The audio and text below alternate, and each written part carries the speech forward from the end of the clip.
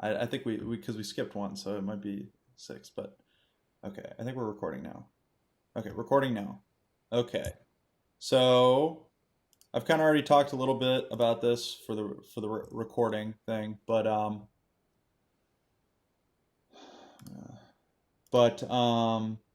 we're talking about the in operator. There were some questions about that from the assignment that we're looking at.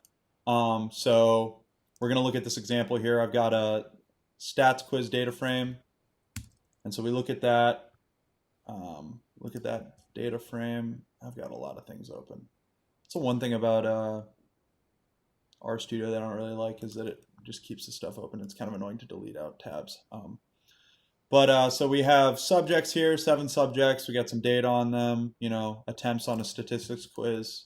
And so we're talking about filtering a data frame by some string of vectors, or by some vector of strings, rather, vector of strings.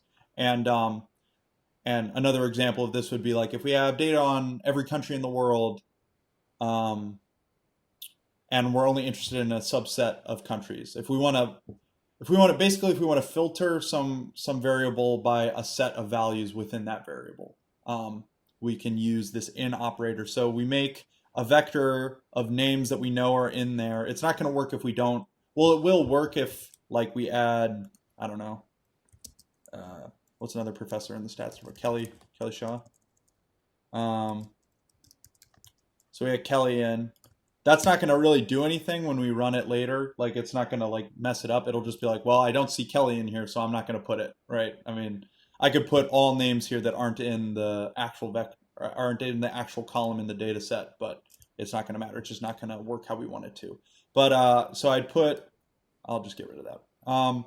We put, we make a vector of names that we know are in the column that we're interested in filtering by. So we're only interested in looking at Zach, Robert, and Dave. So we make that interested subjects vector, and then we'll rename the data frame into something else. So this is our like new data frame, our like subsetted data frame, and so it's an element of stats quiz, which is what we called it up here on line 3. And then we use the pipe operator and we filter, and within the filter function, we're filtering the subject column, right? The subject column, the first column. And we're only interested in the elements of subject that are in this new, and I renamed it. So in this new vector we made called interested subjects. And so then when we run that and then we print it out, oh, it didn't work. Oh, that's sad. Why didn't it work? Oh.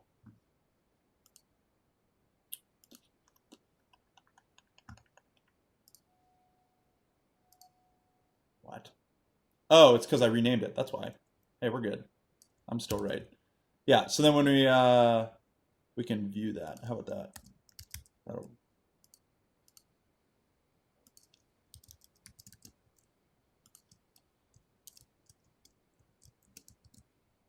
yeah. And so now the stats quiz reduced the new object we made because I renamed it because that's a good practice. We renamed it down here on line 35. And so we look at that and it's only the subsetted, only the subjects that we filtered by, right? In that vector that we made, the interested subjects vector. Does that make sense to everyone? Anyone have any questions about that? So it's really just the operator we use. Like if I use equals equals here, which is what we do when we're specifying it by one value, it's not going to work.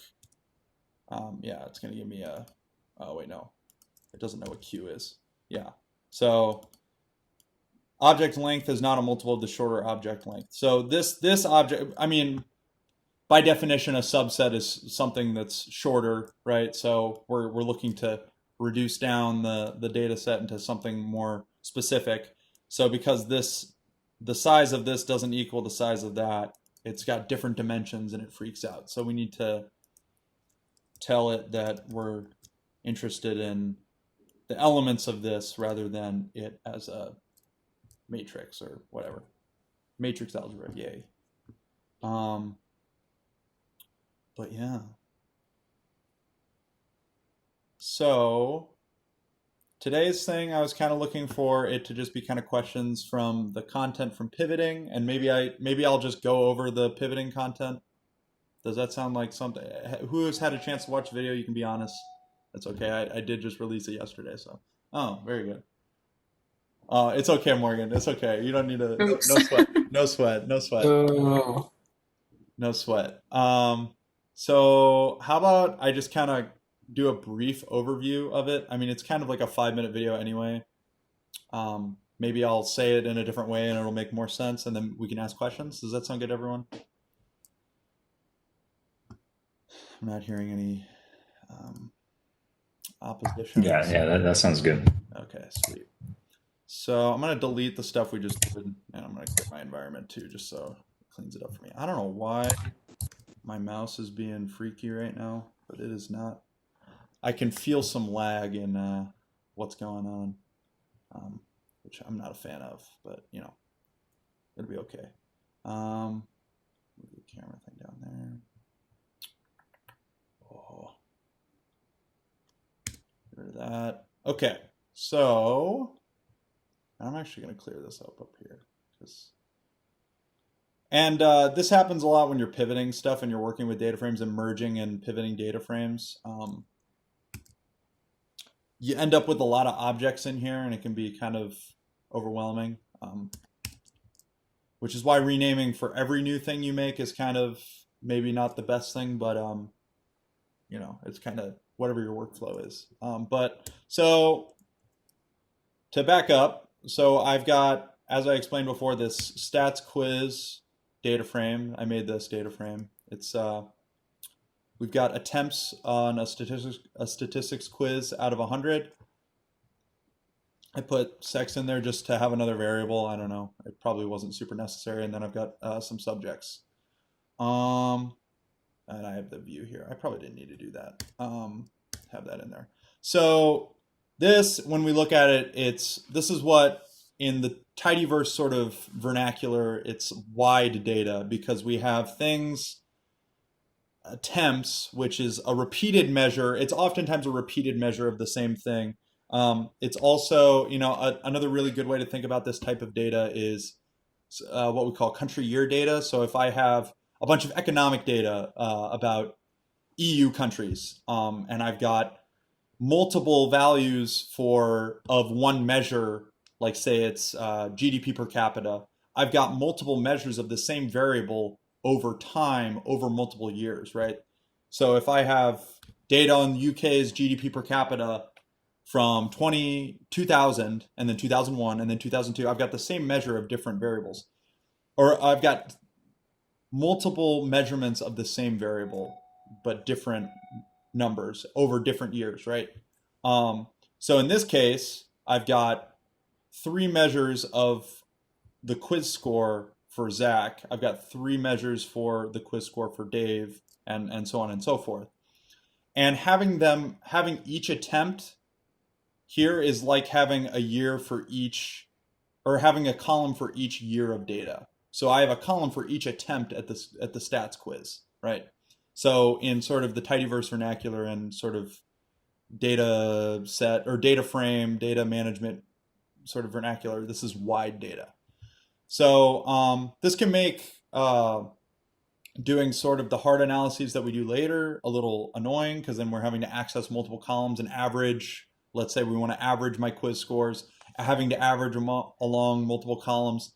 And we can make this data look a little tidier with something we call pivot longer.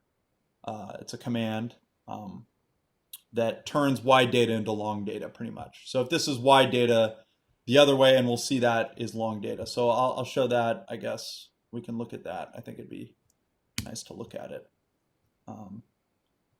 So here we see, now I've got 3, because everyone had 3 quiz attempts.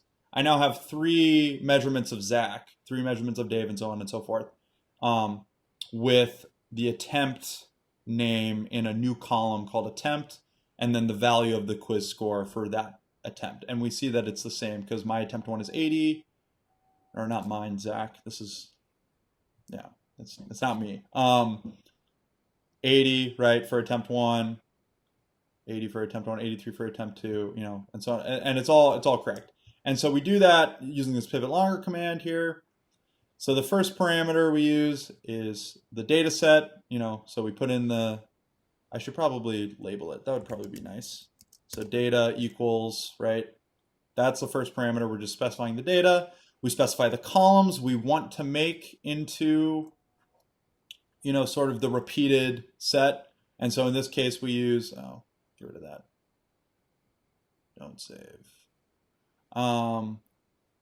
In this case, we want the attempt 1 through attempt 3, and I do that. I mean, I could very similarly just do this, make a concatenated thing, do that, change that to attempt 2, and then add attempt 3, and then end it. So it's the series of columns that I want. I just sort of did a shortcut by adding the colon in there. Here, I'll go back to the way it was before. By doing this, I'm saying I want attempt 1 through attempt 3. We remember that that's what that colon does. Attempt 1 through attempt 3. So the third through the fifth column. And I think you could put 3 through 5 there, but I think it's easier to put the names because then I can see it. And then the names to parameter is what I want the new column to be when I make the long data set, right? Because I'm turning 3 columns into 1 column, and you know, it's not super obvious to R what the new name of that column should be. So I use the names to parameter, right? And so then when I view that, I see I've got some long data. So, and then this is what we would call long data, where rather than repeat the repeated measure in a column, we repeat the subject with, and every attempt has its own row. Any questions about that? That was a lot.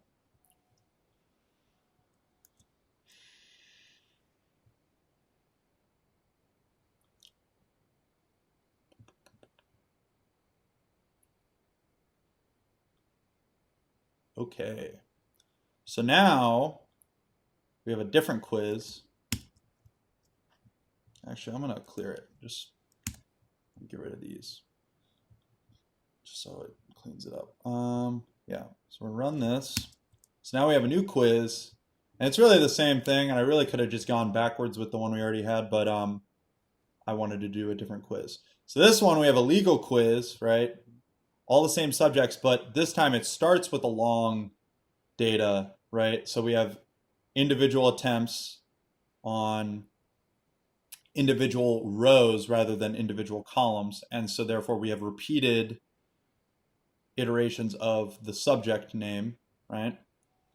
So this, let's say we want to, I'm gonna get rid of these view commands. I don't know why I put them in there. The view, side note, the view command and wrapping it in an object does the same thing as just clicking it over here in the global environment. That does the same thing. I just put it in there so maybe if I wanted to just run the whole thing, it would show everything, but that's not really that useful, so I don't know.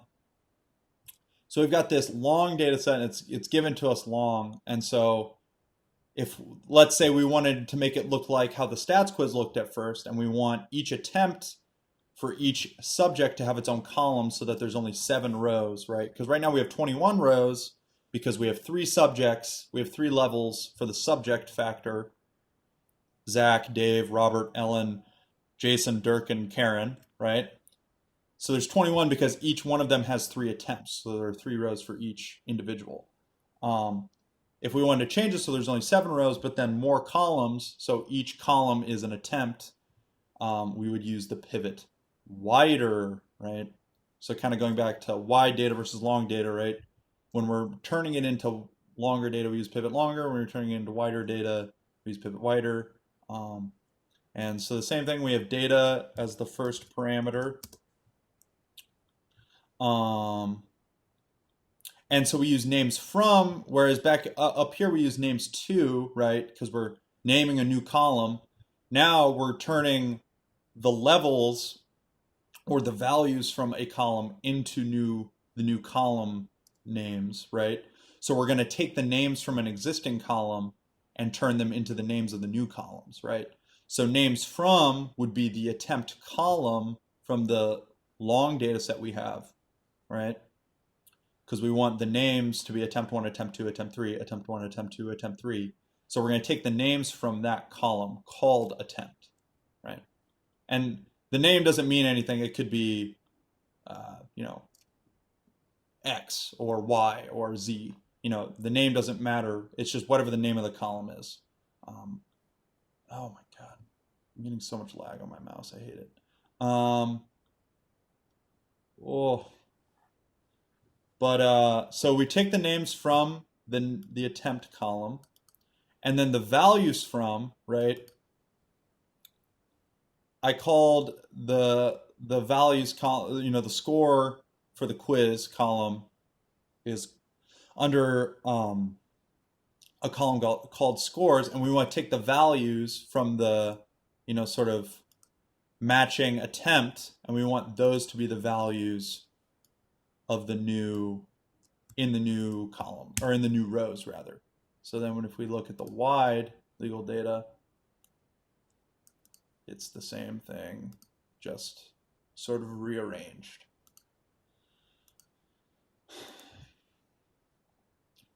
Does that make sense to everyone? Do we have any questions about that? Yeah, the values from on certain data sets, like the numbers, like that one right there, Mm-hmm. the wide legal quiz, the scores aren't given a name score, they're just values, they're just numerical Right. values. Yeah. What is a way to rename it if it doesn't already have a name? Like how to assign a name if it doesn't already have a Yeah. So name, when it's you're just using stored the as like pivot, a so you're saying, value. so like when we run, and this is going to be pertinent for the assignment, hint, hint, hint. Yeah. Uh, yeah. So this is just called value or whatever. Yeah. There's a, Yeah. one sec. I want to look at, because I wrote it down, or I have it in the, I don't remember what it's called. I have it in the RMD for the, because whenever I make those assignments, right, I have the answers in the RMD file, like the markdown file that I'm making, but because I want to do it, you know, because I want to, like, I don't know, just so I have it ready. But I just have it to include equals false, but I'm just gonna look because I forget. Ah, yes, okay. I mean, I guess I'm just pretty much giving you the share. Okay. Yeah. So you would, so you can use a parameter called values too, and you can, if you again, you know, right, do question mark pivot. Yeah, I see it. And if in the help, I Yeah. just use the right. I just type in, Yeah. it's a So values values too. to, you know, go down to values to a string specifying the name of the column to create data stored in the cell values if names to is, yeah. So values to, we can call it, we can type in a string, we can go scores. When we make that stats longer, right? And then we could call it scores. We could also call it, you know, whatever we want, like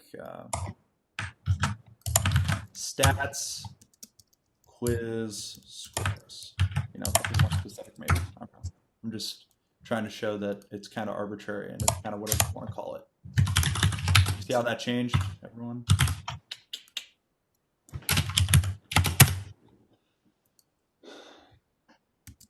So yeah. Does that kind of make every sense? Does that make sense to everyone? Kind of how you do that? And there are more things you can do with it. I'm just kind of showing the base case.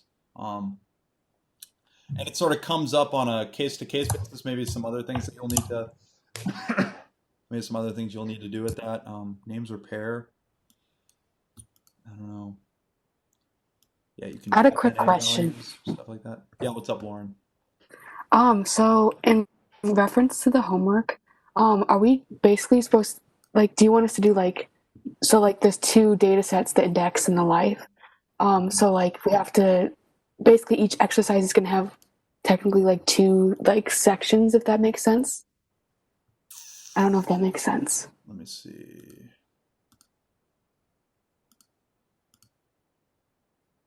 So like for the first exercise, like filtering out all the countries besides the selected countries, we're gonna have to do that for both data sets. So it's gonna be Correct. like two separate Correct. ones, correct? Yes. Okay. Yes. Because then, so you're doing all of the stuff like in exercise 1 and exercise 2, everything I specify, everything I'm asking you to do, I'm asking you to do for both data sets. Okay. Just wanted to clarify. Yeah. And then when you join it, then this last thing you do will be just to the new big data set you make. That's a combination of the other two. Okay. Yeah.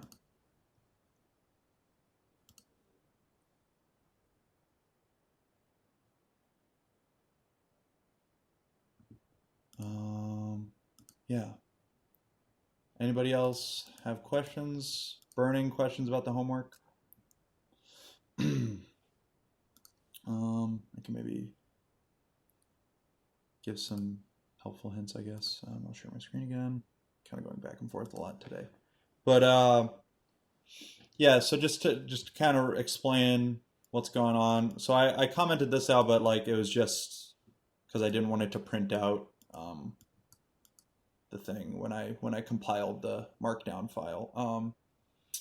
So this is kind of I mean, it's a pretty straightforward sort of like data prep, what we call a data prep, where you're taking two data sets, that have the same sort of subject kind of variables with the country names, right? And it's very common for the sort of international politics type data sets, or I mean, you could be combining state data too. If you had voting data about a particular demographic from a bunch of different like sort of individual surveys, and you wanted to combine them to have one big data set. This is kind of the process you would do in sort of crafting your own data. Because if you're asking questions, and I don't know, Dave's probably talked about this, but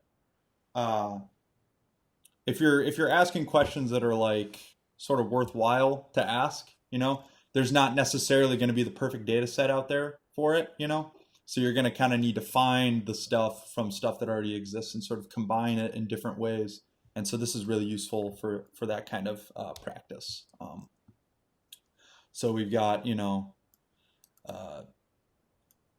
Human Development Index and then the life expectancy. I mean, realistically, this is really straightforward because you could just go on the HDI or the Human Development Index, like .gov or whatever website where I got these CSV files originally, and just have them be the same thing and like just ask for both of those variables. But this is sort of just like a straightforward example to get the process down. So yeah, and there's a rank variable involved. Yeah. So then it kind of comes in a wide set. So we're kind of talking about wide data, right? And here with the stats quiz. Yeah, so it kind of comes like the example I use a lot. The pretend subjects as countries, right? And then attempts are, well, I guess I could just do the actual data set. That would also work. I'll just run the command line. Yeah, so we've got all these country or all these year columns, and this is really hard to look at if if I'm trying to just kind of visually. I mean, but that's not super important. It's also sort of hard to average across these 28 years of data that we have. When I'm having to then average across all these columns and only for each individual row. And it's just, I mean, like that's a simple example for stuff that, about this data that makes it hard for analyses, but there are other things that down the line, this makes it really hard, and making the sort of tidy, long data is really helpful. So think about, how I do it in this example. And I put up this code for this example, the quiz sort of examples for pivoting. I put that up on the site so you can kind of run that through. I find that, getting a straightforward example like this and sort of, being able to look at it before and then run the pivot longer command and see what changes about it and what the parameters are and what I put in for the parameters, that's really helpful in kind of understanding what the function does on a really sort of basic level, and then looking at a more complex example, like with this, where I've got a bunch of years and stuff, it makes that a lot easier to do. And I hope you also find that valuable. Norway, number one.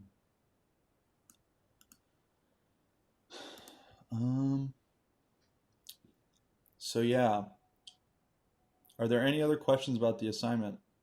Oh no, this is my stats homework. Gross.